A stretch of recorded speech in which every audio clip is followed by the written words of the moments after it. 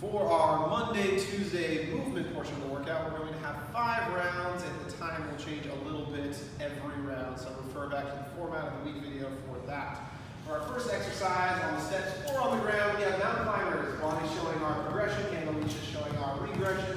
Keeping that plank push-up position, and just bring the knees up one at a time as fast as the quads can control, elevating the hands as a step back if we need. Second movement, we're going to have a chainsaw row on the right side. So grab the sandbags, same leg is going to be back, forearm resting on the thigh there. Keep the eyes and chest pointed down towards the ground, good control through that hole.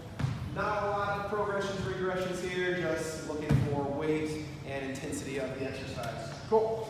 Third one, with the kettlebell or body weight, we're going with a goblet squat or a regular squat. As you see, progression would be adding that goblet hold in there, adding to the load of intensity. Body weight is our regression. Cool, take a pause there. Back in steps, we have push-ups. So our regress version is hands on the step there. Progression on the ground as body's performing. And if you have 2 people that need to regress, they should be able to share the step, one on each end. Cool. Moving on from there, chainsaw rows again, just on the left arm. And then last but not least, running. Running is the baseline. Making sure they're staying in their lanes, just going wall to wall. If you have a group of 12, really make sure there's room for everybody.